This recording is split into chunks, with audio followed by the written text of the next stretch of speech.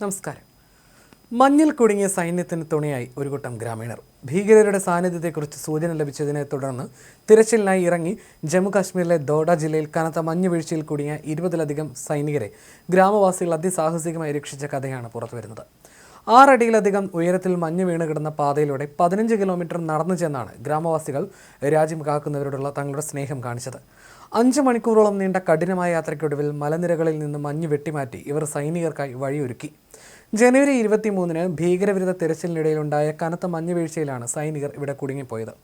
കിഷ്ത്വാർ ജില്ലയുടെ അതിർത്തിയോട് ചേർന്നുള്ള ഗുണ്ടന ബ്ലോക്കിലെ മോർച്ച ടോപ്പിലായിരുന്നു സൈനികരെ വിന്യസിച്ചിരുന്നത്.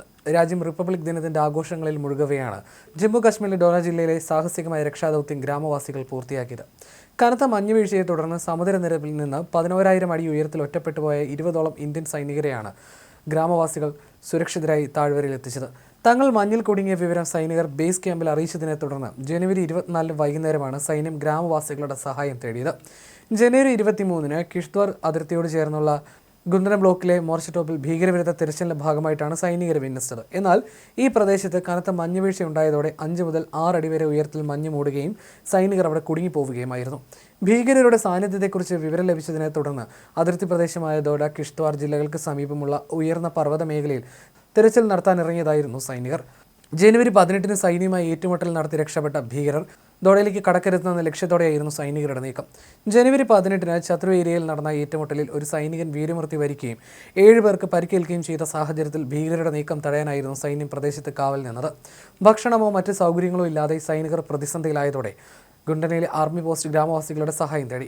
ജനുവരി 25-ന് രാവിലെ 8:30-യോടെയാണ് ഗ്രാമവാസികൾ ദൗത്യം ആരംഭിച്ചത്. സൈന്യം നൽകിയ ഷൂസും ഗ്ലൗസും അണിഞ്ഞ് കയ്യിൽ കരുതിയ മൺവെട്ടികളുമായി അവർ 15 കിലോമീറ്ററോളം കഠിനമായ മലനിരകളിലൂടെ മഞ്ഞ് നീക്കി നടന്നു.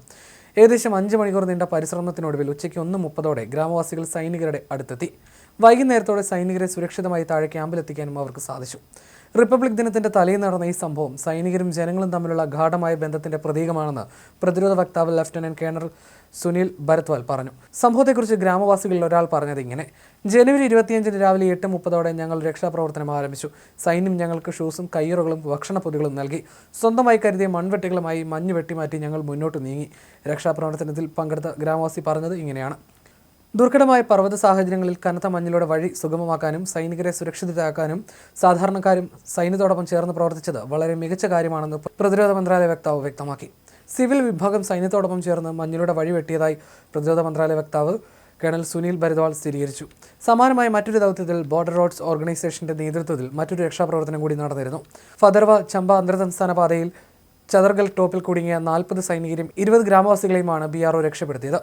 ദോഡ ജില്ലയിലെ ഫദർവ ചമ്പ സംസ്ഥാനാന്തര റോഡിൽ സ്ഥിതി ചെയ്യുന്ന ഏകദേശം 11,500 അടി ഉയരത്തിലുള്ള ചാത്തർഗല ടോപ്പിൽ ആണ് രക്ഷാപ്രവർത്തനം നടന്നത്. കനത്ത മഞ്ഞുവീഴ്ചയെ തുടർന്ന് ഡോഡ, കിഷ്ത്വാർ ജില്ലകളിൽ ജനജീവിതം ദുസ്സഹമായിരിക്കുകയാണ്.